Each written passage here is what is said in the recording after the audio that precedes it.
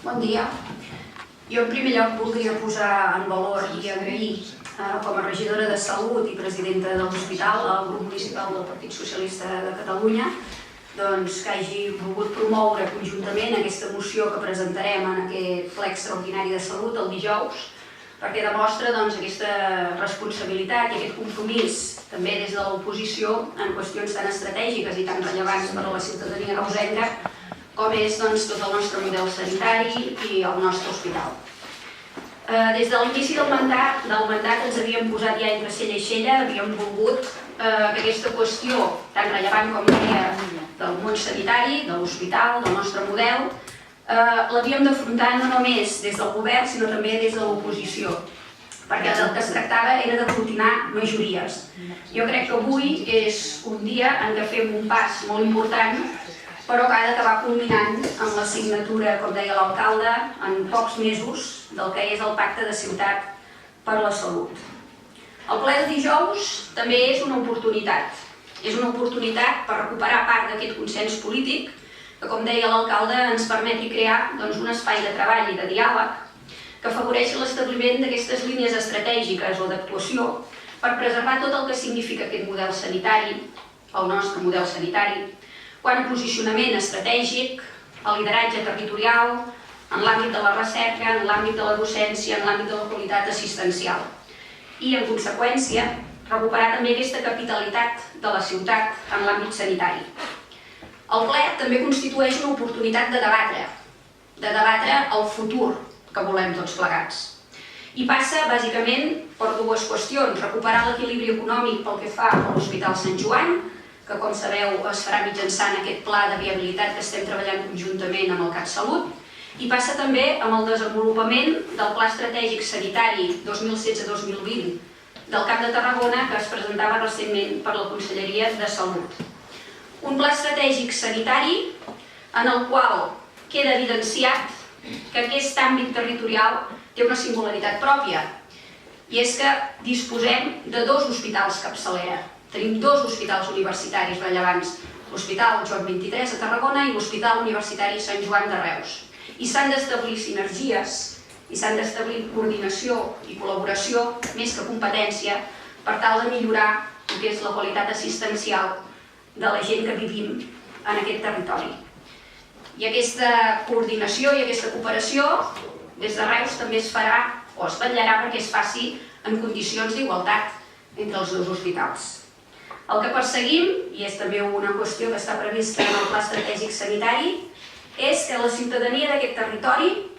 gaudeixi de més serveis dels que ara disposa. Serveis que potser ara estan ubicats a Barcelona,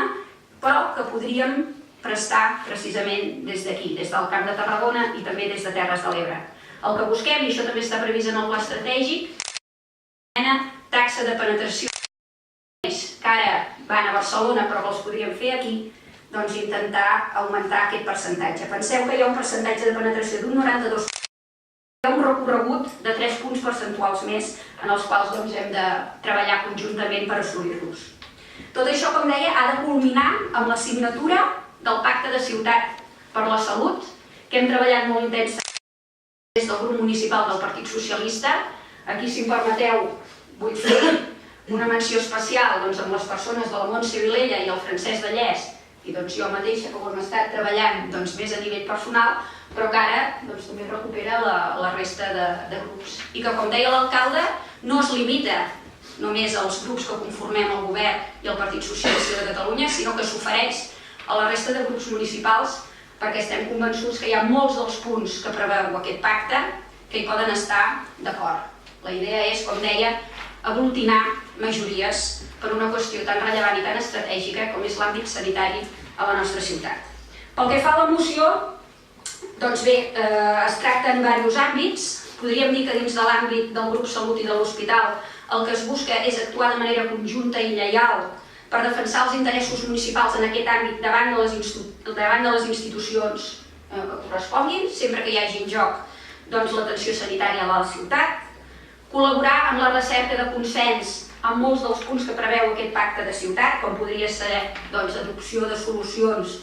per reformular les càrregues que ve arrossegant el mateix Hospital de Sant Joan, definir conjuntament quin és el model assistencial i de gestió del grup Salut